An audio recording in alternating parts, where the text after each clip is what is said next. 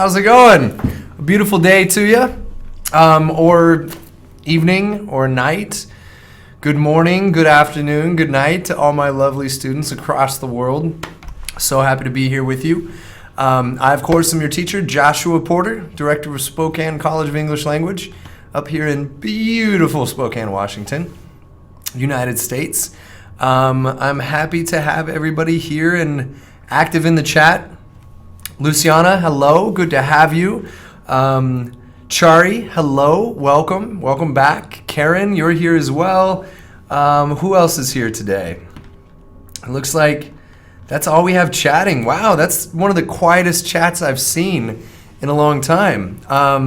Usually there's like 30, 40 different students commenting early on, so we have a smaller number to start out, but that's all the better. I can give you guys more focus, more attention, answer all of your questions. If you're just starting out here, Jose, hey, you're back. And Salua, hello, good evening to you too. Well, my hair's kind of doing this funky thing, isn't it? All off to the side. Who cares? Once again, I'm Joshua Porter, and I'm the director here at Spokane College of English Language. And I always kind of start out just showing you guys where I'm from, where I'm at. I'm at this college right here in beautiful Spokane, Washington. Here's the hallway and the studio. I'm right up here. If you guys are interested in studying here, you can just go to our application form and fill it out, and then come and study here in person with myself, Nicole, and Neil, all of our live teachers. And if you want more information on Spokane, I highly suggest looking it up. There's chat advisors here that are willing to talk with you and answer questions also behind me right here. It's a beautiful city though. I'm about 2 minutes walk from this lovely location right there. I also have some other websites to share and some information about our Smrt Live class. You of course are in this one, which is our English for academic purposes.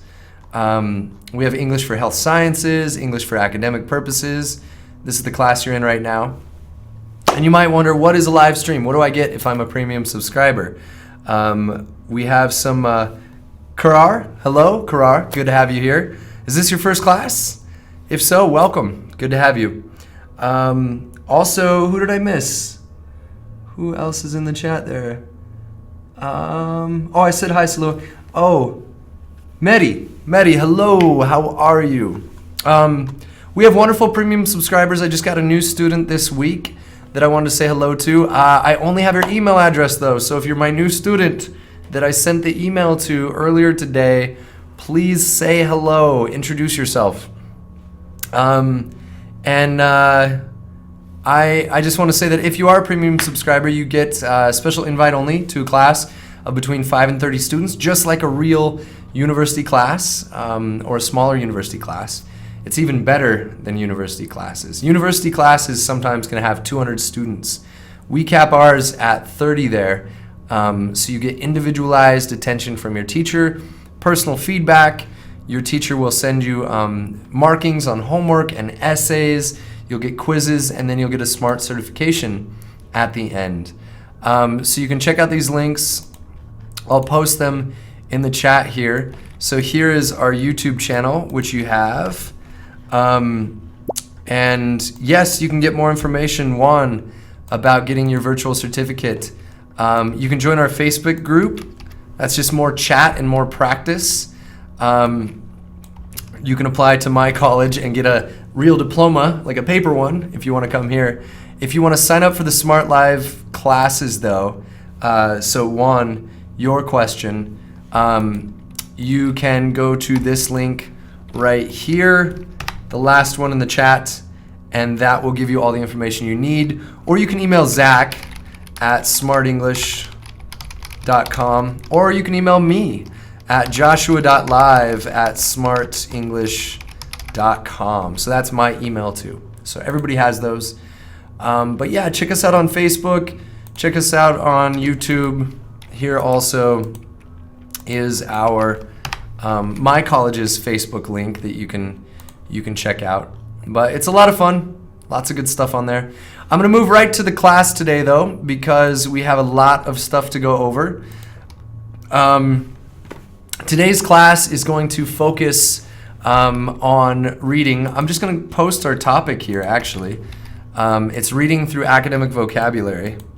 So this is the topic of the class for today. We're going to study academic vocabulary. So vocabulary you're going to use in perhaps a college class, in an environment where you're going to be face-to-face with real English-speaking students. That's what this course is designed for. It's designed to be a preparatory course for university classes, whether you're going to be an undergraduate or a graduate, a master's student or PhD student. We teach you APA-style formatting, how to create a strong, effective essay using rhetoric skills. We also teach you TOEFL or IELTS vocabulary, so words that you're going to see on a test that you might have to take to enter a university.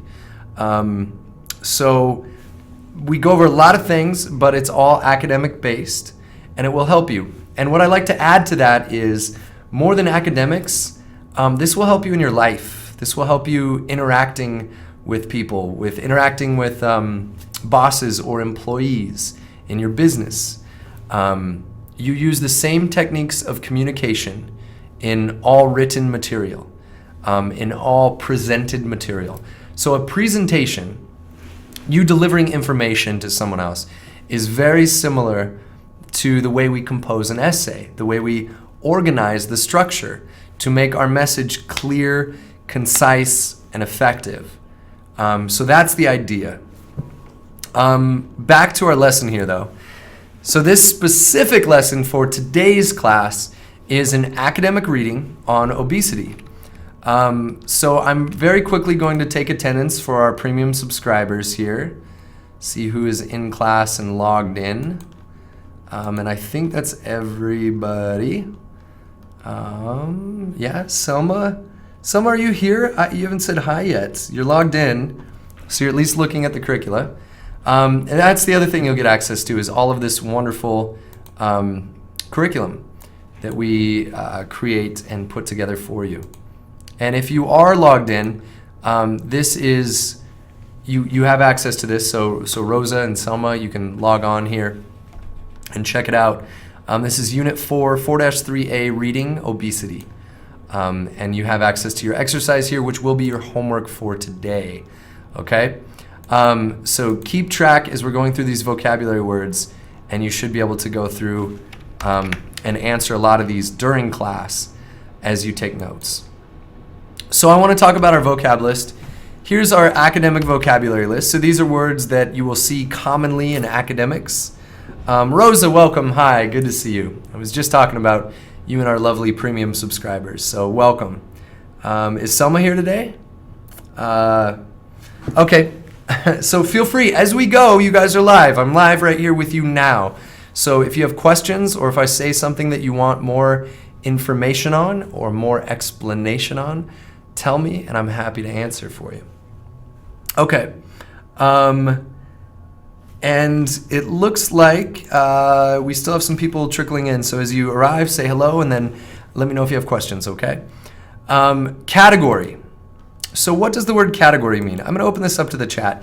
Give me your best definition of the word category right now. Or give me a strong synonym. We talked about this in class before, but in English, we have synonyms. And synonym simply means similar meaning. There are no exact words that mean the very, very same thing in the English language. So every word has its own purpose, and that's important to remember. How can we define this word? Juan wants to know the topic. The topic today is obesity. Juan, obesity. I'll type that in the chat. We're going to look at an academic reading that covers the topic of obesity, talk about vocabulary that's used in it, and then go on to discuss more information about the academic reading once we get into it. Category is a topic, a classification. Yes, a type. I like that. Good. Yes, so category is a type or a classification.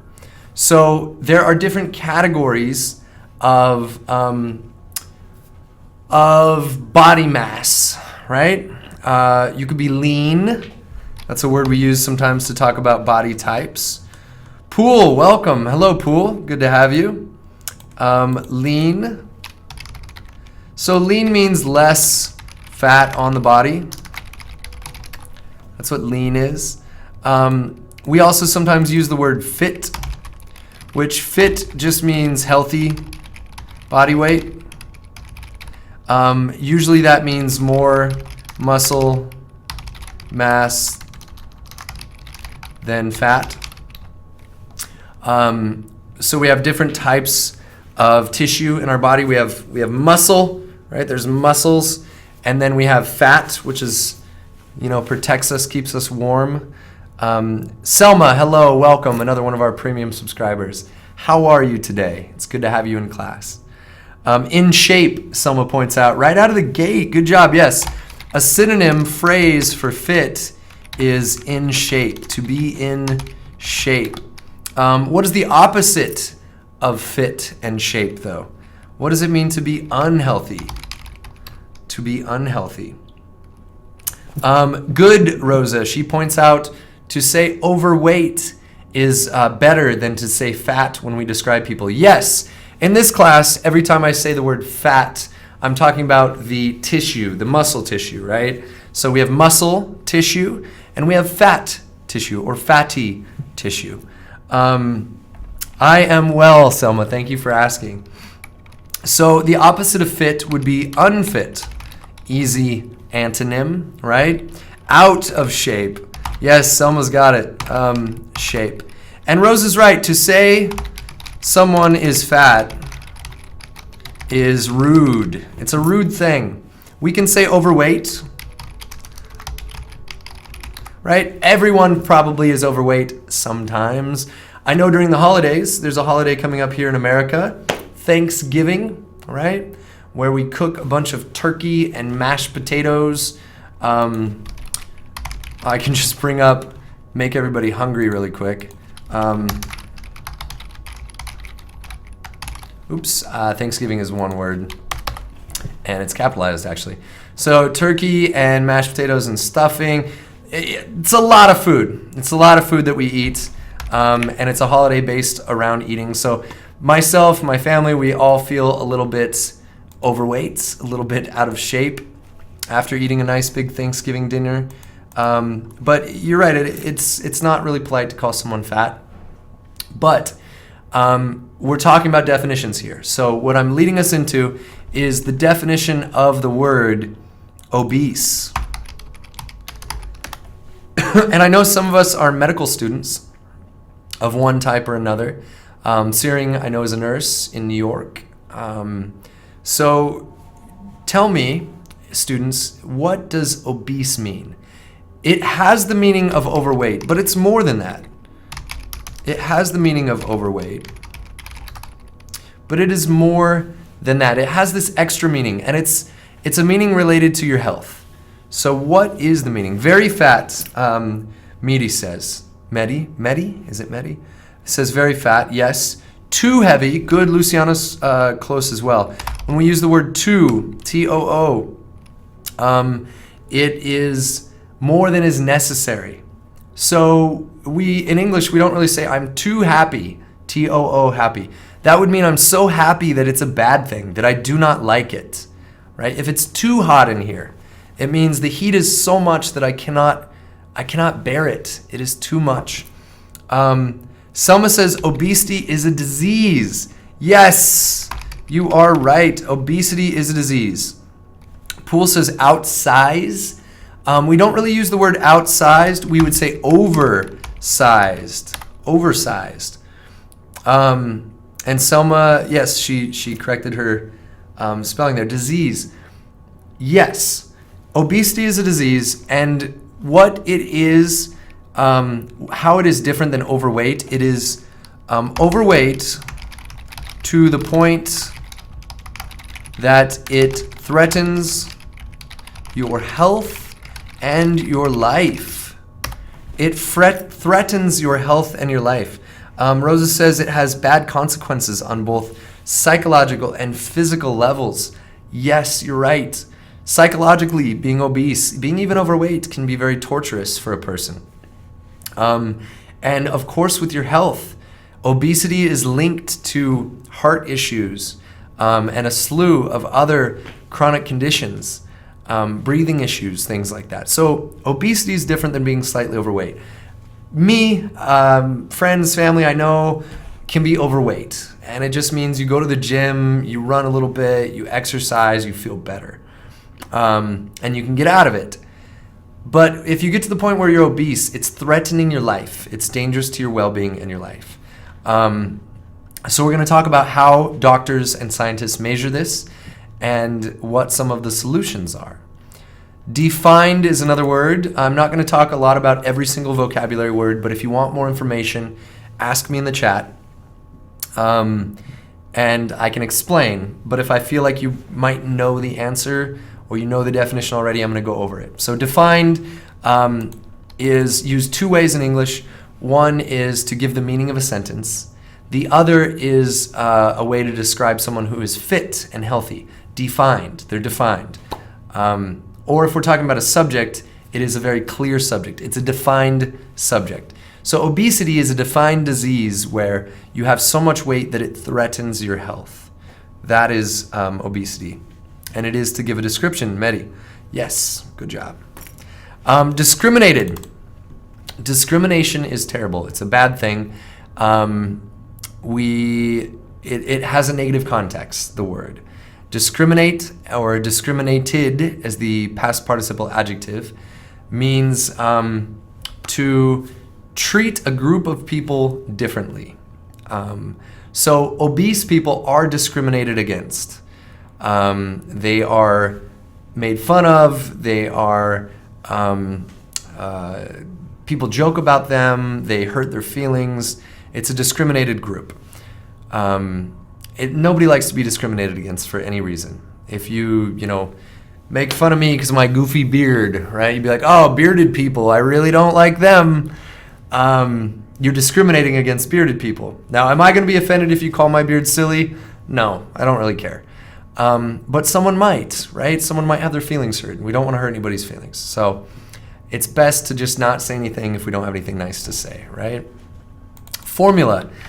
Formula is a word that we use commonly in mathematics. Mathematics is full of formulas, right? But we use it in linguistics also. When we say present perfect grammar, present perfect simple is have or has plus the past participle. I'll just type that quick little formula in the chat. We would say that's a formula. We're going to talk about the body mass index formula soon and how you can measure what your body mass index is. That's the next word, index. Index is a list or a catalog of information.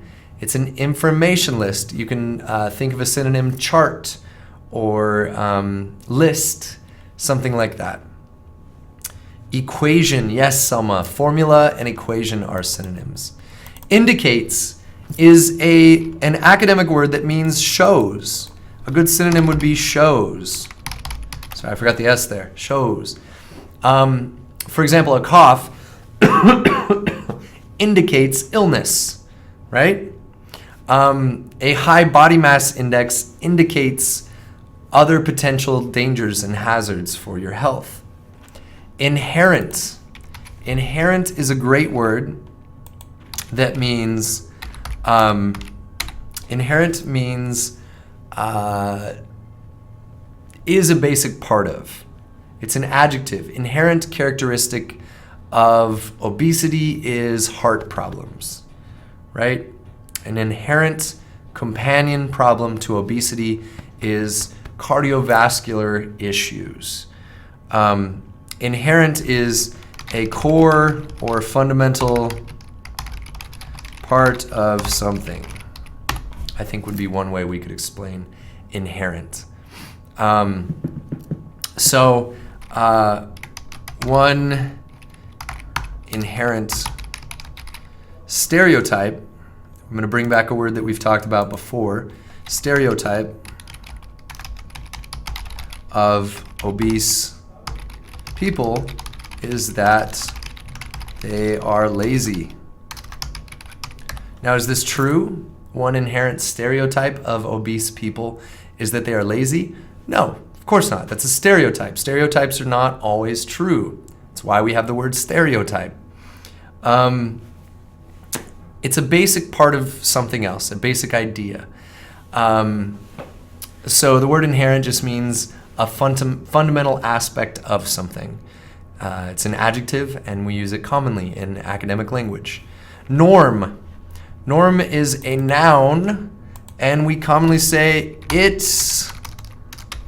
is the norm, right? Rules are the norm. Sure. What is something that is the norm for students? For students, I'm going to say for college students. Sorry. For college students, 2 to 3 hours study per night is the norm. It's normal, it's usual. Norm is the usual way, the usual pattern, the usual system. It's the norm, right? Perception. Perception is the way we see something, but it is the way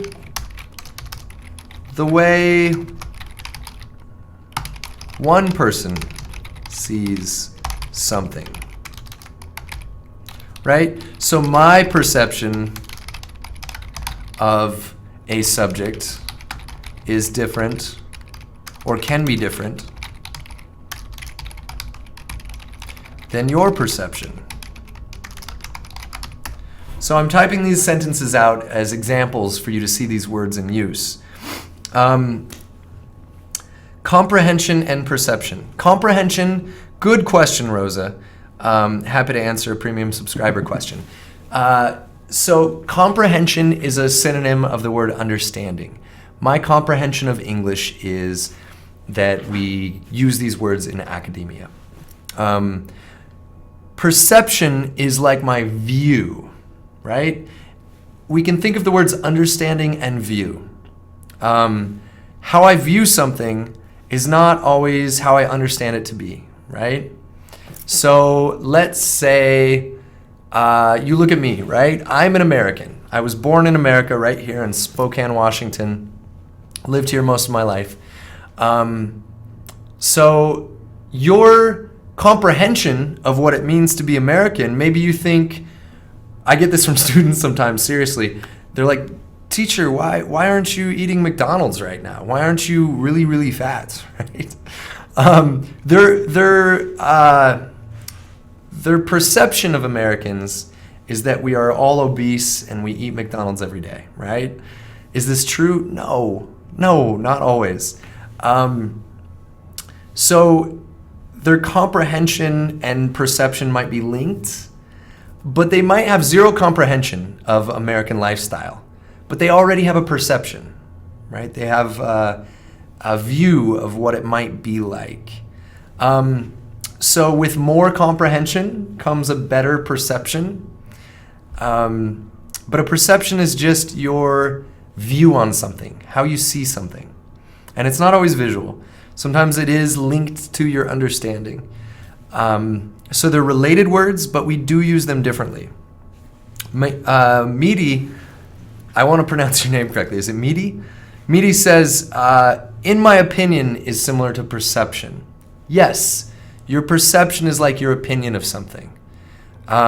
Which, yes, your opinion is usually related to your comprehension or your understanding, but it is much easier, unfortunately, in the world to form a perception than a comprehension of something, to understand something. Here's another example. It is easy for me to perceive, to see cell phone technology and this technology right here, like how we are communicating through this great live web stream to teach English to you in many different countries, right? There's a green screen here in the background, and I can show you these images right behind me. I can perceive it. I can see it. Now, my comprehension of how that works, like the details behind the technology, do I understand how it works? Do I comprehend all of the aspects? No. I mean, look at this right here. I can hold this up and just disappear. Green screen technology, right? Oh, half my face is gone. How does that work? I don't know. I don't comprehend it. I don't fully understand. I don't comprehend how it works, but I perceive it. I can see it does work. Hopefully that helps clarify just a little bit. Luciana says, can I say to perceive is to realize too? I would say to comprehend is closer to realize. Oh, I understand. I realize. I comprehend. All of these words we use similarly because they are related. Your comprehension and your perception are related. But a perception is not as strong as a comprehension. And a realization is still stronger than a perception. Have you ever had an experience in your life where an event will happen? Like maybe you see something sort of dramatic. You see a car accident, right? Not a really bad one, but just a car accident. And you tell the story one way, and your friend tells the story a different way, but you were both right there. You just saw it from slightly different angles. It's the same event. The event didn't change. It wasn't different in any way. But your telling of the story is a little different than their telling of the story. Those are both perceptions because we can't take in all of the information at once. We just, we perceive it through our own eyes, through our own lenses, through our own schema, and our own understanding of what's happening. So it is a little bit different in that way. Rosa says, thank you for the great explanation. I don't know that it was that great, actually, but I did my best. I will always do my best. I promise you that. She also says, why are the words discriminated and indicates written twice? Oh, so you're saying, yeah, they are written twice. Good point. Good catch, Rosa. I will fix those. I don't know. I don't know why they're written twice. We just really wanted to make sure we covered them. I'll get that fixed right away. The great thing about our Smrt curricula is we can fix stuff like that if we accidentally have words in there twice. So good catch. They may have come from a list earlier that had different uses. So discriminated could be a past tense verb or it could be a past participle adjective. So that might be my guess as to why there are two listings of those, but I'm not sure. Okay, so moving forward with the words here, we talked about inherent, we talked about norm and perception. Shifted. Shifted is also a past simple verb or a past participle adjective. And an example of using it as an adjective, we could say, shifted viewpoints over the years have drastically changed the way we perceive obesity and its epidemic throughout our societies. So a sentence like that, we would be using shifted as an indicator to say that our thoughts have changed. They've shifted. We use the same word as a verb, shift, to mean gears in a car. We shift gears. And we use that as an idiomatic phrase. Let's shift gears, students. Let's talk about a different subject. To talk about a change. So it's an adjective we can use to mean change. And we talked about discriminated and indicates. We have other vocabulary here that I'm going to go through super quick because I want to cover a lot of material this class. Cardiovascular. Cardio is a prefix, and vascular is, these are roots that have meaning in Latin. Cardio is the heart. Cardiopulmonary is hearts and lungs. Cardiovascular is your heart and your vascular system, pushing and pulling, pumping blood throughout your body. Cardio just means heart, though. So cardiac arrest is when your heart arrests. Your heart stops. It's a heart attack. Anytime you see the word cardio, it is related to your heart. We use this slang in America to mean exercise where your heart gets beating fast, right? So probably not just push-ups and weight training, but like jogging is cardio. We'd say, I got to do some cardio today. That means someone's going to go swimming or jogging or running. Okay, good job. You guys are answering the questions well. Oh, Selma uses the International Phonetic Alphabet to help me pronounce Eddie's name. Thank you. Appreciate that. And we have good definitions here. You say shifted means fluctuate or deviate. Yeah, deviate, fluctuate. Shifted would just mean a change, an alteration. And to move, yes. Schema, Karen asks. She always hears me use the word schema. Yes, it is one of my favorite words to use in my word bank. Your schema, most easily explained, is all of the knowledge you come to class with, or is how I use it, right? Or if I'm talking about a situation, your schema is the previous knowledge, like your bank of understanding for a subject. We use it a little bit differently sometimes when we're talking about academics, but that's how I use it, even casually, is just to mean the knowledge that you come with, your past experiences and education. That's your schema. So good question. That's exactly the kind of question I love to hear from students. If I say something and you're like, what? What are you talking about? Just ask me and I'm happy to explain. Okay. So cardiovascular is anything with your heart and your vascular system. Detrimental, bad for you. Detrimental. Smoking is detrimental for your health. Easy sentence. Diabetes.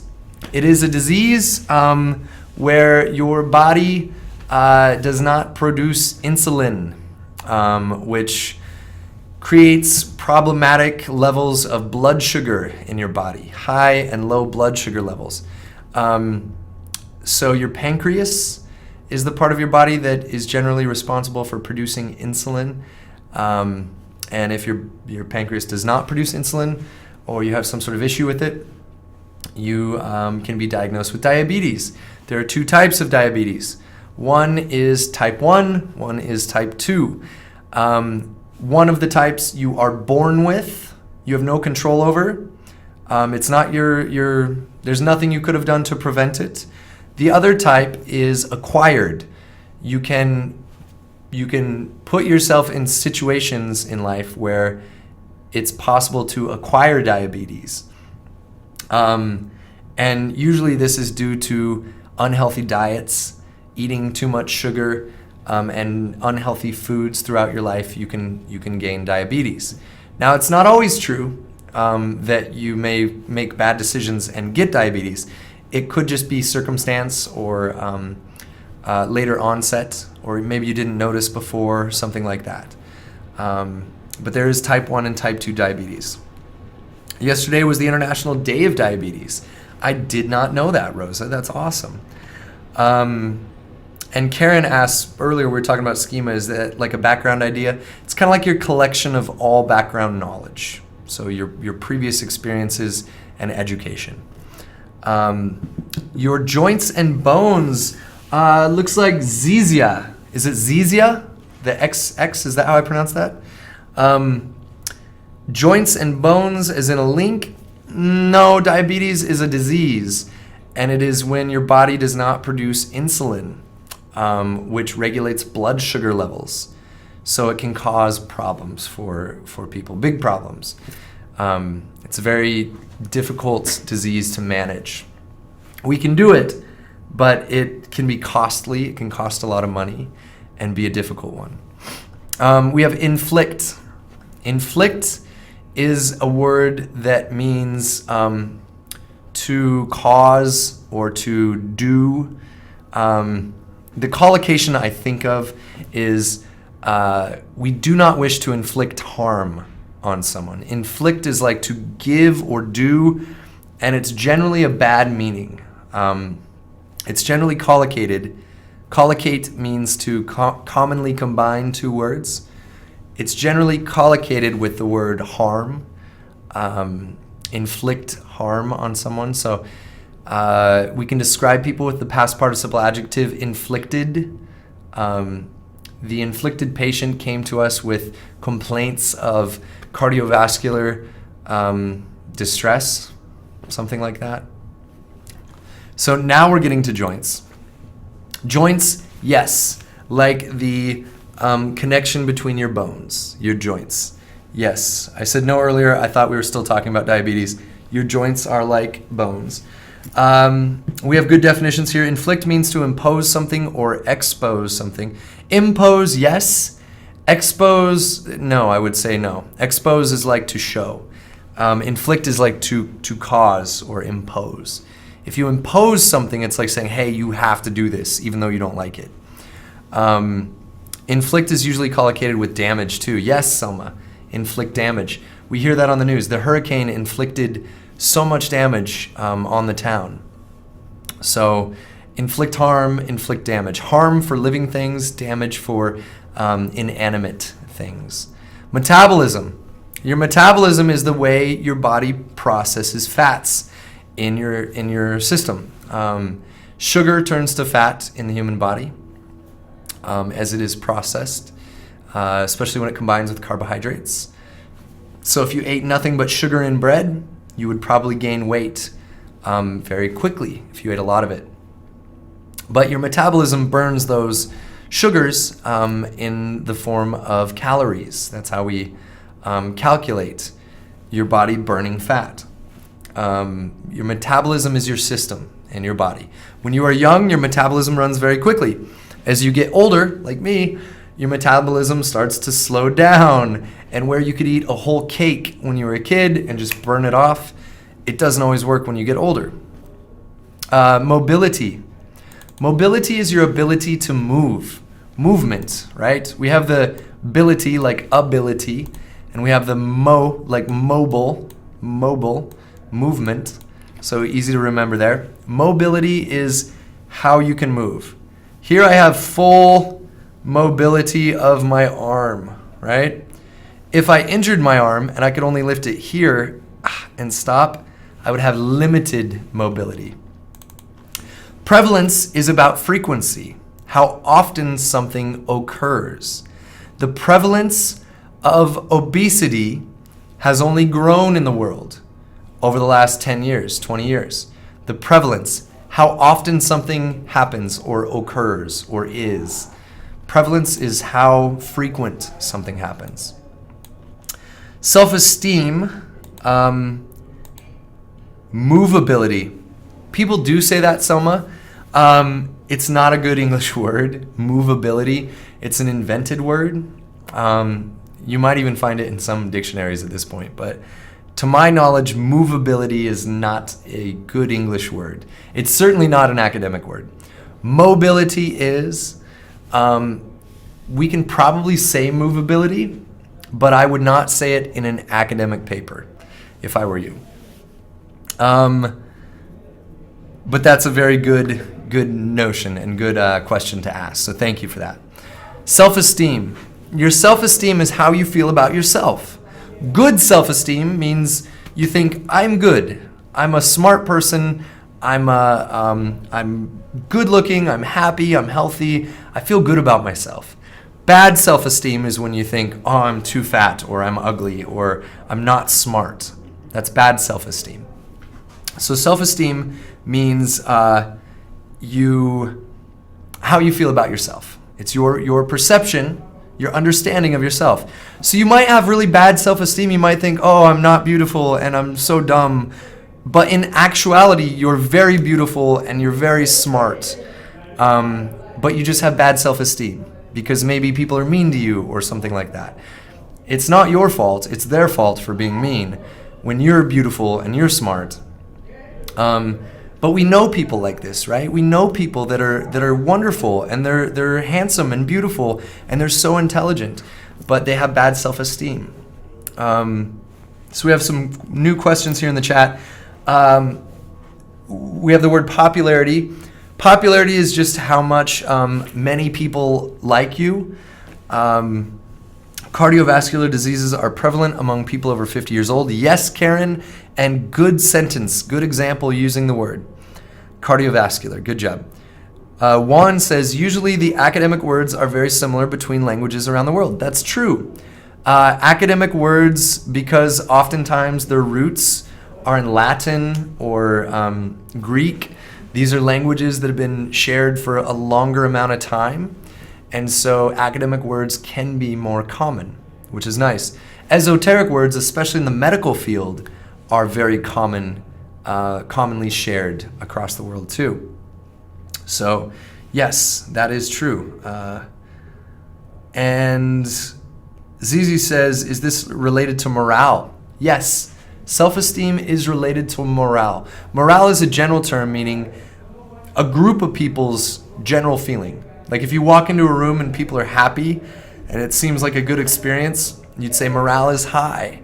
If people are kind of bummed out, many people, and they're sad and moping around, you'd say morale is low.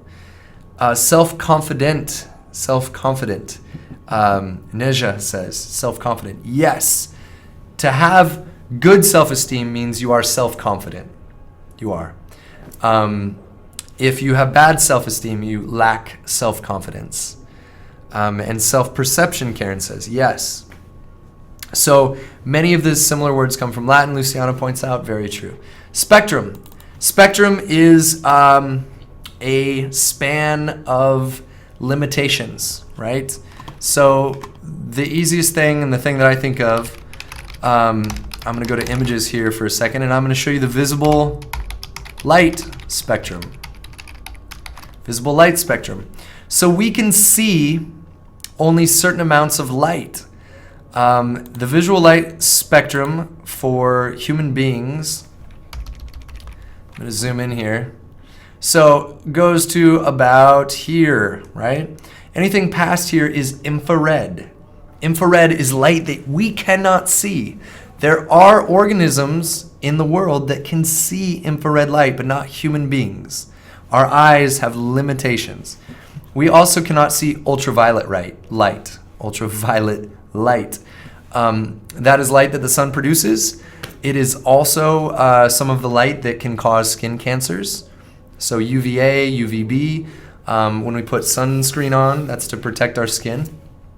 And infrared light. So there's a visible spectrum. It's where we have the ability to see. It's limitations. It's like a measurement. August, hello, welcome. Good to have you. Selma, you say morale in your dialect as well. Very good. Good to hear. I love these similarities. So that is the conclusion of our... Oh, one more word. Sorry. Strokes. Stroke is used in several different ways in the English language. But how we are using it here related to obesity, it's a cardiovascular problem where there is a blood passage, an artery, where blood will get stuck and can pool in the brain. It's very dangerous. I'm going to look up the exact terminology here.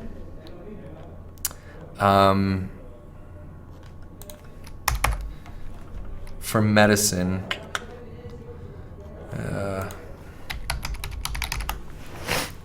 Let's see here. Oh, I guess Google had a short, concise little explanation there. So a stroke occurs when blood supply to part of your brain is interrupted or severely reduced. So that blockage, whatever that might be, that stops the flow of blood, it breaks the connection of oxygen to your brain. Red blood cells carry oxygen through your body. You probably knew that if you've taken high school biology. that's what blood cells do. They carry oxygen through your body. So much to the point where there's so much oxygen in your blood. The last time I took a CPR class, cardiopulmonary resuscitation, cardiopulmonary resuscitation, bringing you back to life if you are unconscious. They said there's more focus put on pumping the blood through the body to get to the brain than actually breathing in the mouth of someone. Does everyone know what I'm talking about when I talk about CPR, cardiopulmonary resuscitation? We've seen this in movies and stuff. This is where, someone's not breathing, so we press on their chest, like 2 fingers up their sternum to pump their heart, move blood through their body, and sometimes clear their airway and breathe into their mouth. This is to keep blood flowing to the brain, to keep the brain alive. And there's so much blood in oxygen in your blood that it's most important that you do the compressions. You actually pump the blood through the body, is what I was taught in my last CPR class. So let me go back to the lesson here that we were on. A stroke is where there's oxygen that's cut off to your brain, and it can cause lots of issues. You can get paralysis in one side of your body. There's big problems that can happen due to it, and they can take someone's life too. A stroke is a very serious thing, and the risk of stroke increases with obesity for patients. So I'm going to go quickly into the exercise that we have here. Now, if you're not a premium subscriber, you don't have access to this, but if you do, this is your homework for tonight. I want you to complete this entire document and share with me, and I will give you corrected feedback. But I'm going to skip down to our reading here. I think it's included. If not, oh, no, here. Okay, pre-reading questions. So the reading is at the bottom, which I will read before our class is over. But here are the pre-reading questions to think about. So if you're watching this video later, you can pause and think about these questions. But I'd like you in the chat right now to just sort of discuss what are some of the consequences, negative outcome, consequences for people who are overweight, both medically and socially. We've talked about this throughout the class so far in our discussion of dialogue, or in our dialogue of discussing these vocabulary words. And how does society, so our cultures, how does society generally treat people who are overweight? Why do you think this is so? So how does society treat obese people? How do we, let's lump ourselves in, let's call ourselves society, right? If we don't like the way other people act, well, we're part of society too. We should, try to change it. How are people that are obese treated? Are they treated good? Are they, is it overweight and obese people that sell us products on television? No, not really, right? Hater, hi Hater, good to have you. Welcome. And so what can we say about the way people treat those who have diabetes? What can we say? Just looking through the chat here.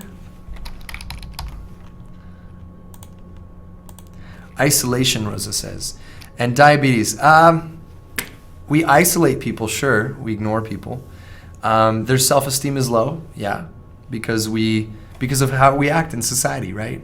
We don't put value on someone's life because they're obese as if they're a different person than us, right? We're still people. We're all people. They do have poor health conditions, and we don't always respect that, right? Luciana points out they're discriminated against, and they have poor health conditions. Yes, and that's important to think about, because just because someone is obese doesn't mean it's their choice. They could exercise very hard, and they could eat very healthy food and still be obese because they have metabolic issues, right? Issues with their metabolism. They cannot burn fat as fast as other people. They're treated bad, not accepted, discriminated against. Chari says, yeah, I know, and that's terrible, right? So we need to think about how we treat these people and how to best get them help to live healthy lives and not have these cardiovascular issues. So we're going to look at the first paragraph of this larger reading, and then I'm going to read the complete section here, which is rather long. And we only have a little bit of time here, about 8 minutes left of class. So as I read this, you guys can discuss in the chat, but I'm going to move through pretty quickly. In some places, they love overweight people. Yeah, sometimes it's considered in many cultures a desirable physical trait, something that people are attracted to. It's true.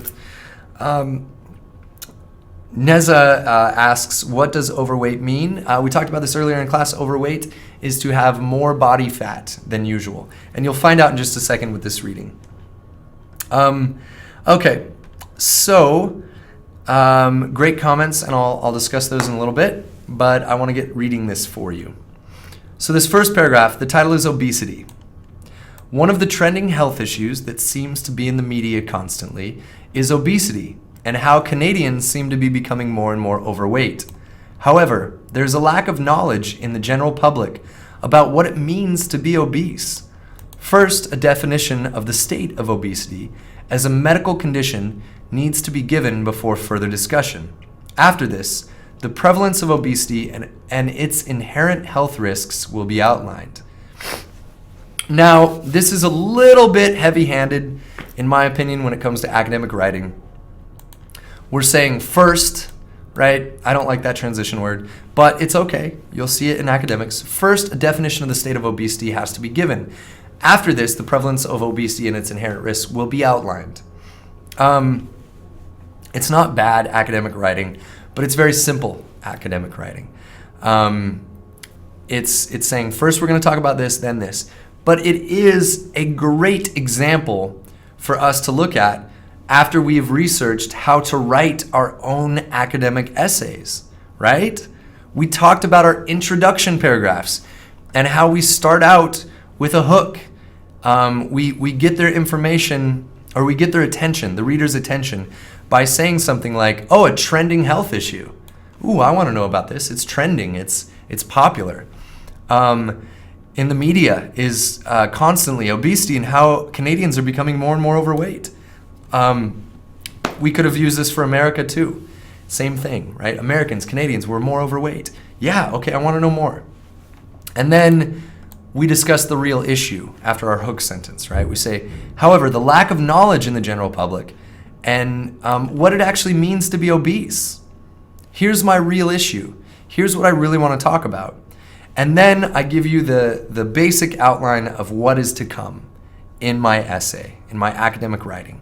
First, we're going to define obesity, and then we're going to talk about its prevalence and inherent health risks. So this is great as an example of academic writing. The Mona Lisa is a little bit overweight, yes. Okay. Yeah, Canadians are very kind, Rosa. I agree. Very kind. Americans too, though. I'm American. I'm very kind, aren't I? I think I'm kind. Maybe it's just my perception. I don't know. So now I'm going to read the whole passage for you. So the first part is going to be the same, and then I will go into this lengthy thing here. And as we're going, make a note of any academic words that you're not sure of, and let me know any questions you have at the end. Obesity. And I'll highlight the words here as I go to try to help you follow along. One of the trending health issues that seems to be in the media constantly is obesity, and how Canadians seem to be becoming more and more overweight. However, there's a lack of knowledge in the general public about what it means to be obese. First, a definition of the state of obesity as a medical condition needs to be given before further discussion. After this, the prevalence of obesity and its inherent health risks will be outlined. Obesity is essentially a term used for a condition of being overweight and storing excess fat to a degree where there are more health risks than are accepted by medical professionals. Just because a person is a few kilograms overweight does not necessarily mean they are obese. Doctors and scientists use a scale known as the Body Mass Index, or BMI, in order to determine when a person crosses over from being just overweight to being obese. BMI uses people's weight and height in a formula to determine a number that indicates where they are on the obesity spectrum. The formula takes people's weight in kilograms and divides it by their height in meters squared as follows. This calculation produces a number which shows where the person is in terms of being underweight, normal, overweight, or obese. This shows that if people have a BMI of 30 or more, they are medically defined as being obese. The concerns that people in Canada are moving more and more into this obese category are quite real. Graph 1 shows that in 2010-2011 in Canada, 54% of the population was considered overweight, up from 48% in 1998. And 25% of Canadians were considered obese, which is a very alarming figure indeed.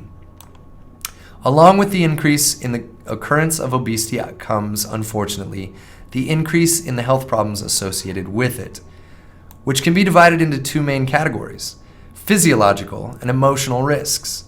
One of the main risks to physical health due to obesity is the possible onset of diabetes, a disease wherein people are unable to properly regulate their blood sugar. Obesity can cause problems with the people's metabolism or the way they process food, and over time, this creates an imbalance in the body's natural metabolism, from which diabetes is an all too common result. Another health risk for those with a BMI of 30 or more is a problem with their cardiovascular system. This relates to a number of diseases which can affect the heart and lungs. High blood pressure and types of heart disease that can cause strokes and heart attacks are much more common among those who are obese. Finally, there are all of the mechanical problems obese people can have due to the fact that they are carrying around all of the extra weight. Different types of arthritis may develop, where joints such as those in shoulders and knees rub together and cause a great deal of pain and limit overall mobility. In addition to all of the detrimental effects obesity has on physical health, there are also a great deal of problems obese people have socially and emotionally. No matter what medical science may be able to do in order to help people with obesity, the fact still remains that society and its negative perception of obese people remains and continues to inflict psychological damage on obese individuals. HealthyChildren.org points out how media-driven society values thinness and the image of a healthy body. When people fall outside of that norm, they can be looked down upon, teased, bullied, or even discriminated against. This feeling of being outside of what others see as normal and the low self-esteem that it creates can lead to more serious mental health problems, such as depression. This has shifted some of the resources that may have been used to help treatment of the physical problems of obesity to the psychological ones. Some argue, however, that it is society and its negative judgments that truly need to be cured. People will undoubtedly continue to be overweight, but what needs to be looked at is better ways to prevent the cases of being overweight becoming ones of obesity. The negative effects of obesity, whether they be physical like diabetes, heart problems and joint pain, or emotional such as low self-esteem and depression, can be prevented if people in these situations are helped before the problem even occurs. Woo! That's a lot of talk. Okay, so thank you. I appreciate all the wonderful comments there. We read through all of that. I like to read through those things so you can hear my pronunciation of academic texts. We are out of time for the class, so I will have to end class now. But if you just joined and you want more information about how to be a premium subscriber, please scroll up in the chat. All of the links are there. Also, if you want to come study here in America with me and we can chat about Americans and their obesity face-to-face, please follow that link. Once again, I've been your teacher, Joshua Porter, director at Spokane College of English Language. For our premium subscribers, please check out the exercise attached to this link. Complete it in its entirety, all parts, and then share with me, and I'll give you video feedback on that. I'd also like you to, if you can, at the end, copy and paste the reading from Smrt. So again, this is for premium subscribers.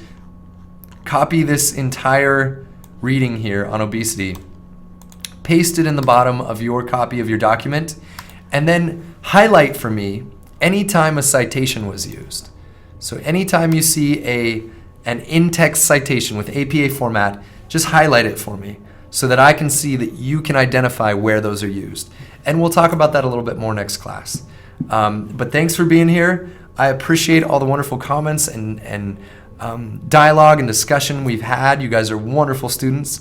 So I'm sorry, Luciana, the time's so unfair, but I'm very grateful that you would stay and continue to learn with me. That's wonderful. I'll be back Thursday, don't worry. And if you missed me before then, go back and watch some of our older videos. Maybe it'll remind you or refresh your memory on some of the other great academic topics we've studied. So thank you guys so much. Rosa, always a pleasure. Always props to our premium subscribers. Luciana as well, thank you so much for everything. Jose, you are welcome, sir. Absolutely, anytime. Let's see, Chari, Zizia, thank you. You're awesome too. Who else is here? Chari, thank you again. Selma, as always, you're wonderful. Thank you so much. I'll have your homework corrected for you later in the week. And you guys are great. Great discussion, great dialogue. Thank you for being here. You're wonderful students. I'm happy to be your teacher, grateful to be your teacher. We will see you guys next time. So to all of you out there in all your countries across the world, good morning, good evening, and good night.